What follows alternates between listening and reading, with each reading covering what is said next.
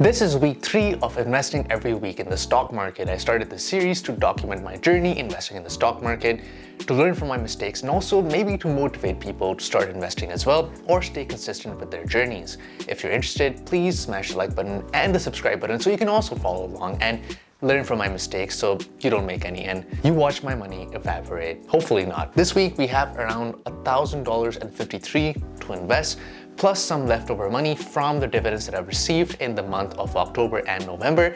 So roughly, as you'll see, we have around $1,300 at our disposal. My first buy, as always, is going to be in the S&P 500 or 500 of the biggest companies in the United States of America. This index has been up roughly 10% per year annualized over the last 40 years, and it doesn't look to be slowing down anytime soon. So I make sure to invest weekly in the S&P 500 because I like the diversity that it brings in terms of having tech companies, manufacturing companies, insurance, finance, healthcare, whatever you want, you can find in the S&P 500. So I'm gonna go ahead and buy 2 shares of the S&P 500. I'm using this ETF called VFV. That is a Vanguard product, but you can use any ETF that you like. You don't have to use this. Any big ETF provider is going to give you access to the S&P 500. Place an order for 2 shares. Cue the order. There you go, first purchase. My next buy is going to be in the NASDAQ 100. Similarly to the S&P 500, these are 100 of the biggest companies in the United States of America. The only difference being that this is extremely tech focused. It just so happens that tech companies have the highest market caps, which means that the NASDAQ is, fortunately or unfortunately, depending on what your feelings are of the technology sector, very tech focused.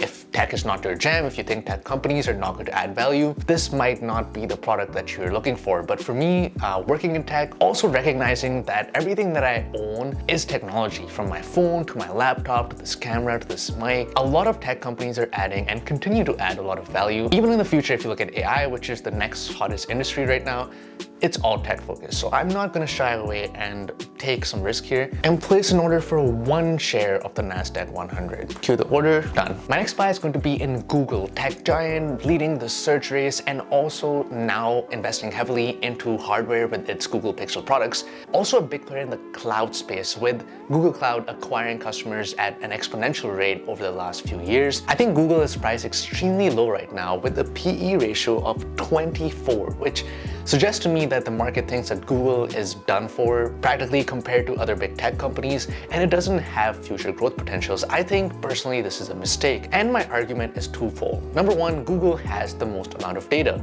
If you look at search, if you look at YouTube, it knows what consumers want and is able to reach consumers through its search. Even if you look at AI and how AI is going to be trained, if you do think AI is the next big hype, data is extremely important, and this is where Google comes in. It owns huge amounts of data. It has very sticky products when it comes to its Gmail suite, for example, or even Google Drive and Google Photos, which a lot of people use and have been steadily increasing subscriber base. I think a PE ratio of 24 for a company that does $80 billion in revenue is insane. With its future growth potential, I think it's good enough to buy 1 share off. So I'm going to cue the order here, done. My next order is going to be in a leverage S&P 500 ETF. The S&P 500 we've already talked about grows an average of 10% or thereabouts every year for the last 30 and 40 years now.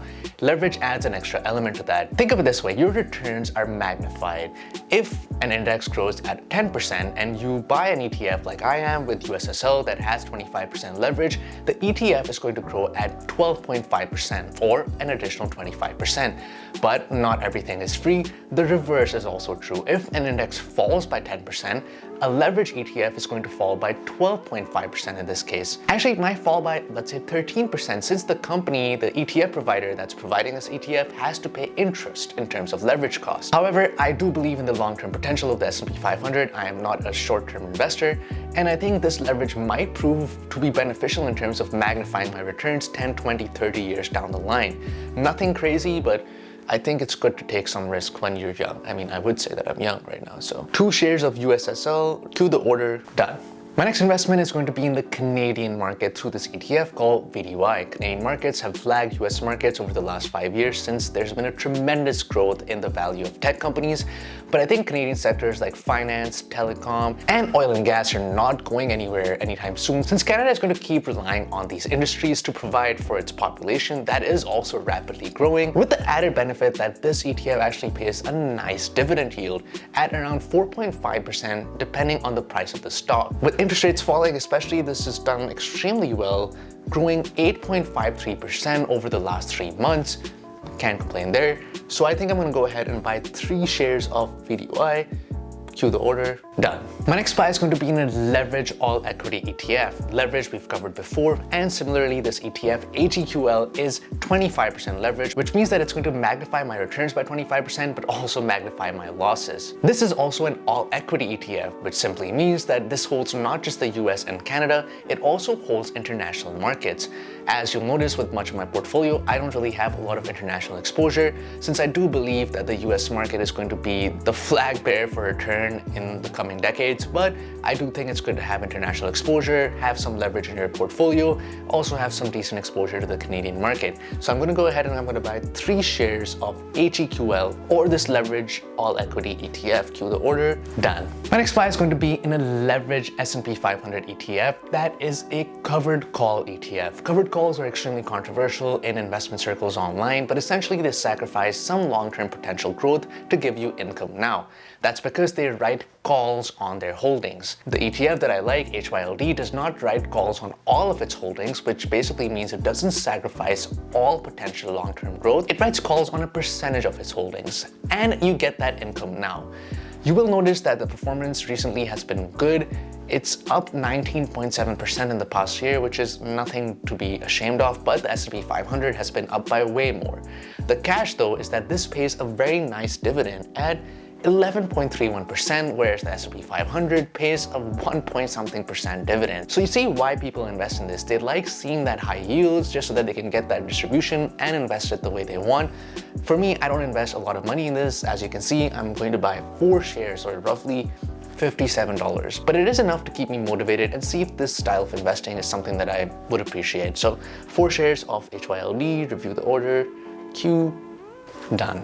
My last buy for this non-registered account is going to be an HDIP. This is also a Hamilton product, a covered call ETF, but this time it tracks the TSX 60 or the Canadian S&P 500.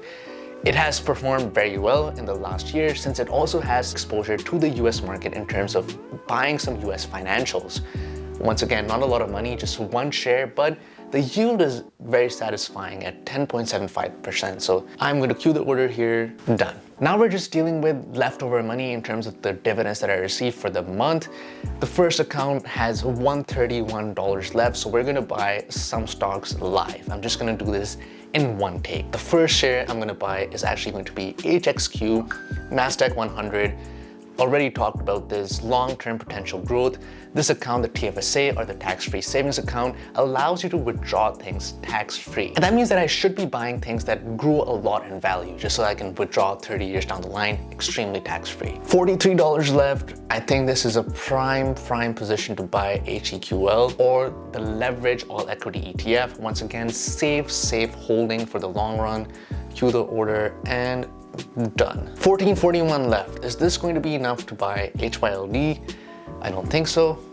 Yeah, it's not. Next account, FHSA, First Home Savings Account, another account made by the Canadian government to help first-time home buyers by allowing them to withdraw all of this money tax-free towards a down payment for a house of their liking. Once again, leaning towards buying HEQL. Can I buy 2 shares? No. Got 1 share of HEQL here. Done. $25. This is not going to be enough to buy anything else that I really want here.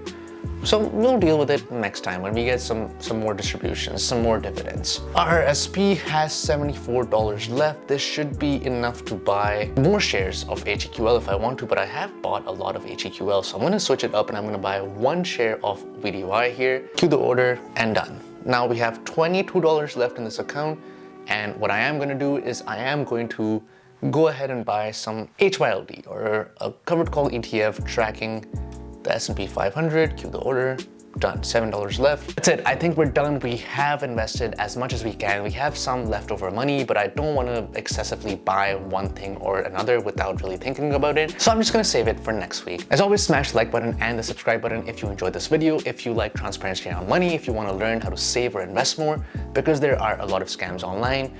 I just don't want to scam anybody. I'm not. That's why I'm showing everything very clearly. I'll see you in the next one.